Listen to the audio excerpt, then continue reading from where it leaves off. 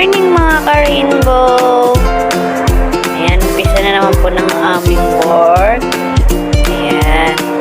Hindi po namin alam kung ngayong araw po ay darating ang aming amo. Pero kahit wala po sila, lagi po namin nililinis ang kanilang kabahayan. Ayan, magsasot na po ako ng aking outfit sa pagwawalis. Dahil magwawalis na naman po ako. Kailangang walisin para maging malinis ang paligid. Ayan po. Nagsusot na po ako ng mga gagamitin ko sa pagwawalis. Ayan po. Keep on watching mga ka-rainbow.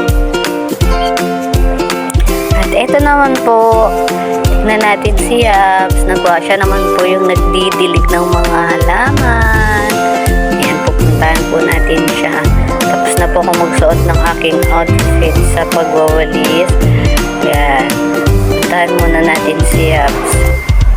Ayan, nandito na po siya. Nagdidilig na po siya ng mga halaman.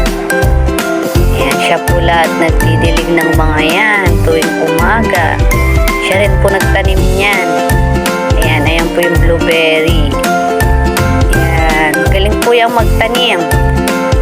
Magaling po talaga yung magtanim. Ayan, dilig-dilig po siya ngayon. Kasi po, hindi po masyadong nag-uulan dito, kaya kailangan pong diligan. Ayan po ang buong kabayan na mga halamang tinidiligan niya po. Ayan po mga ka-rainbow. Ang lawak po ng kabahayan ng mga Torres family po, no? Ayan, kaya po napaka-peaceful po dito sa loob. Tahimik kasi dadalawa lang po kami kapag ganitong wala yung amo namin. Pero hindi po namin alam kung ngayong araw darating po sila ngayong Friday. Ayan, balik na po ako. Bye mga ka-rainbow. Enjoy watching. And thank you sa panonood ng video namin. Please like and share po. Start na po ako ng work ko. Salamat. Bye-bye!